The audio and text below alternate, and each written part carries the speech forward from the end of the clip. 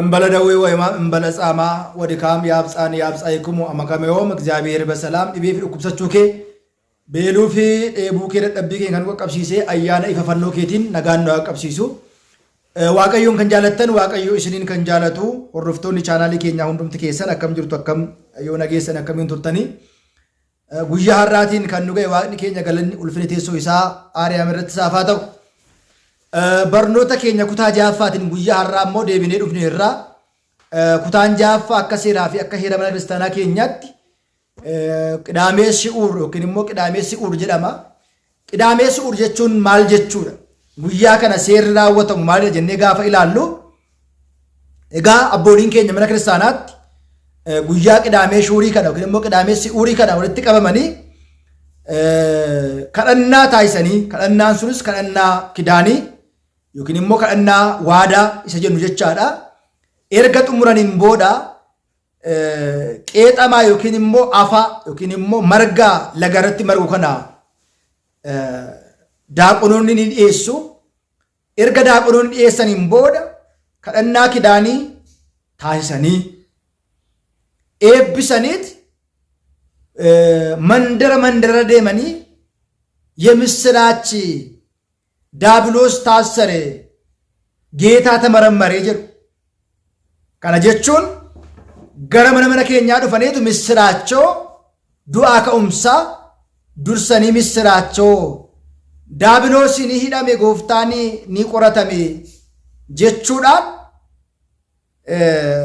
ቄጠማ ከነ ኒ ሂሩ ጀቻ ሂካኒ ሳማሊዳ ጀኔ ጋፈ ኢላሉ በረሮ ይኬሳ bishaan biyya lafaa dachee irratti halkana furtamaaf guyyaa 40 bishaan ho'aan bulluqni roobee baranoo warra turan sana balleesse yookiin immoo fixe sun lafa irraa goguusaa dachee irraa goguusaa mallattoo akka ta'uudhaaf Nohi gugee ergee ture. Gugeen kunis baala yookiin immoo kichuu mukaa qabattee deddeebi'aa turte jechaadha. Maarreegaa bara kana keessaa Kiristoos bara 5,500 xumuree badiin yakki cubbuun ilmaan namootaa nyaatee ture liqimsee ture sun kan itti bade nagaa kan itti argan boqonnaa kan itti argan Daabiloos shirri Daabiloos guyyaa itti badee fi hidhame guyyaa itti bilisoomne misraachoo Daabiloos ni hidhame gooftaan ni qoratame du'aa ka'umsa isaatii dursanii misraachoo labsuudhaan guyyaa kana immoo qidaamee si'uur jedhameetu waamama. Haa ta'u malee qidaamee si'uur jechuun qidaamee shuur qidaamee shaarame qidaamee diigame jedhama. Kun immoo maal jechaadha? Akkamitti qidaameen shaaramuu danda'ama? Akkamitti qidaameen shoomame yookiin immoo shaaramuu danda'a? Jennee gaafa ilaallu qidaamee shu'uur gaafa jennu qidaameen kun yookiin immoo sanbata duraa kun sanbatoota warra kaanirraa qidaamota warra kaanirraati adda kan isa godhu soomni kun qidaamee 8 fi dilbata 7 walii galasaa torbee 15 qaba. Soomni kun halkan 40 fi guyyaa 40 wangeela Maatewos boqonnaa 4 irratti gaafata.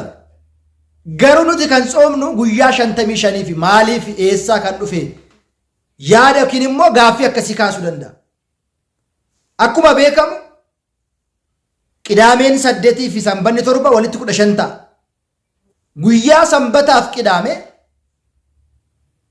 nyaata kanneen akka kellee bu'aa aannanii kaan malee sirni qulqulleessaa sanbataaf qidaame xooma keessa soota uyyuu ganama waan raawwatamuuf qiddaaseen xumuramee guyyaa sanbataa akka xoomnu waan hin eeyyamamne xooma gaafa jedhamu bu'aa aannanii fi kanneen akka dhadhaaf aannaniin alatti ganama qaddasiisnee tsabala dhugunnee gara mana keenyaa gallee cireenyaan abbooliin keenya kana bakka buusanii Tsoomiitti daballa malee irraa hir'isuu waan hin dandeenyeef jedhanii bakka sanbatootaaf dilbatoota 8 fi sanbata 8 fi dilbata 7 walitti 15 guyyaa 55 tsoomiin kun akka ta'u murtaa'eera.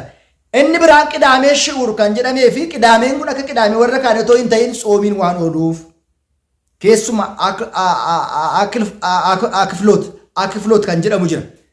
Akifloot jechuun abbooliin keenya haadholiin keenya luboonni jimaata nyaata nyaatanii qidaamee tsoomaa oolanii ittiin bulanii halkan keessa sa'aatii 9 tsoomii hiiku. Akifloot kan jedhamu.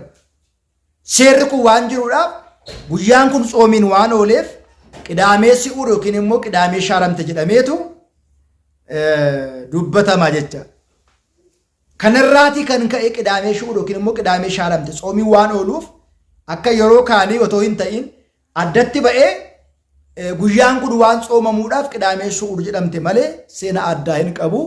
Luboonni qeexamaa qabataniitu mana irra keenya deemanii misiraachoo daabiloos hidhame gooftaan ni qoratame jedhanii kennu. Inni itti aanu immoo guyyaan kun tsoomiin waan ooluuf akka warra kaanii otoo hin ta'in adda baasnee waan tsoomnuuf qidaamee si'uur jedhameetu moggaafamee kaa'amee seeronni biroos jiraachuu danda'u. Akka seera mana kiristaanaa keenyaatti walumaa gala wiixataa hoosaa'inaa kaasnee amma qidaamee shi'uuritti amma ayyaana du'aa ka'umsaatti guyyoonni jiran moggaasni maqaa isaanii kana fakkaatu.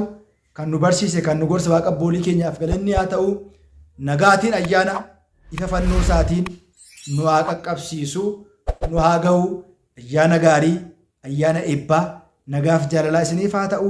Barnoota du'aa ka'umsaatiin immoo walagarraa nagaan nu haa qaqqabsiisu, namachi nu haa eegsisu. Nagaatiin tura.